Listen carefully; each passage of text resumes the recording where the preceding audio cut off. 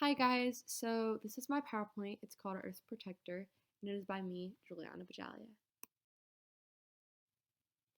So my research question was, how does the ozone layer protect us from harmful sun rays?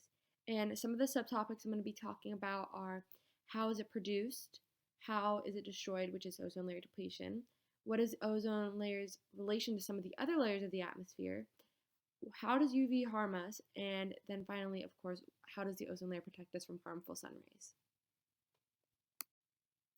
So, what is the ozone layer? The ozone layer is a region of the atmosphere, and over 90% of the total amount of ozone in the atmosphere is located in the stratosphere, which is the second layer of the atmosphere.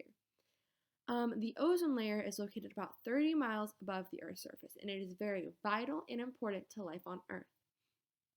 Ozone remains fairly undisturbed in the stratosphere, and this is because clouds are not created there and there's not a lot of air movement.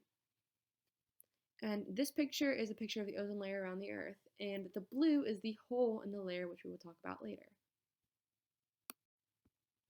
So, what is the ozone layer made of? The ozone layer is obviously made of a gas called ozone. Ozone is created when UV splits a single oxygen molecule, O2, into two oxygen atoms.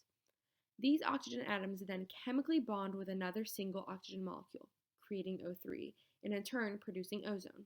So UV light is actually necessary in order to create ozone. Ozone can be created and destroyed at the same time by photochemical reactions to UV radiation. So, what is ozone layer depletion?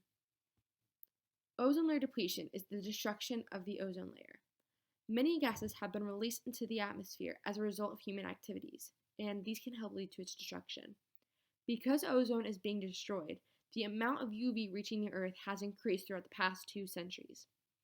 Ozone destruction also results from CFCs, which are carbon, chloride, and fluorine compounds called chlorofluorocarbons, and these can stay in the stratosphere for up to 100 years.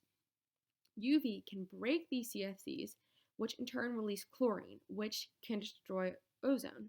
And it is estimated that a single chlorine atom can destroy about 100,000 ozone molecules. And in 1984, scientists found out that there was a hole in the ozone layer above Antarctica. Ozone damage was stabilized for the most part in 2005. Although the hole is slowly closing, it will take many more years for it to fully close due to chemicals still being released in our environment. So, what is the relationship between the ozone layer and other layers of the atmosphere? The major layers of the atmosphere include the troposphere, stratosphere, mesosphere, thermosphere, and exosphere.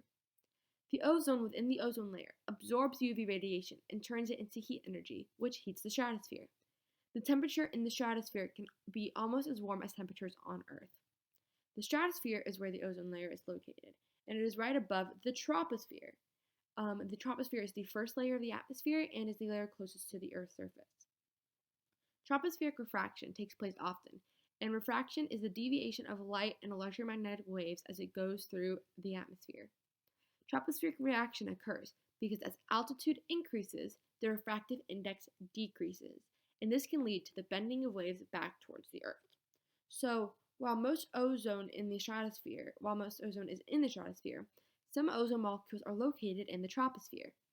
Near the ground, ozone can be threatening and air pollutant. Tropospheric ozone is created by the interaction between UV hydrocarbons and nitrogen oxides, which can be emitted by things such as cars. High ozone levels normally take place during the summer, and if ozone is inhaled, it can damage the lungs and be very harmful to cells. So, how is UV harmful to us? So, first of all, ultraviolet light wavelengths are shorter than those of visible light. Wavelength is the distance between 2 points, which are adjacent in of waves that are similar. The electromagnetic spectrum is the range of types of electromagnetic radiation. So, parts of the spectrum include gamma rays, UV radiation, X rays, infrared radiation, visible light, and radio waves. Most gamma rays and X rays are absorbed or reflected by the atmosphere, so they do not cause many problems to UV radiation, which is able to reach the Earth's surface. The UV part of the spectrum is divided into three regions: the near UV, the far UV, and the extreme UV. The extreme UV is the most energetic of the three. High UV waves can penetrate the upper layer of the skin and break strands of DNA. They could also cause cornea and retina damage, lead to the suppression of the immune system, skin allergies, and the aging of skin. So this picture is the electromagnetic spectrum, and it shows the UV section right there, and you've got UVC, UVB, and UVA. Okay. How does the ozone layer protect us from harmful sun rays? So the ozone layer protects us from radiation given off by the sun. As mentioned before, ozone is created when UV splits a single oxygen molecule into two, which then bonds with another oxygen molecule. Once it is formed, it is able to absorb the incoming light.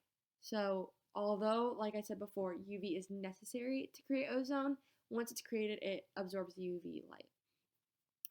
It is said that without the ozone layer, life on Earth would not be possible, or might not be possible, besides deep in the ocean where light cannot penetrate or reach. So, scientists created a UV index in order to help people protect themselves from the UV waves that can penetrate the ozone layer and reach the Earth. And this is the index right here, with 1 and 2 being the lowest and 11 up being extremely high and dangerous. So, this is my bibliography.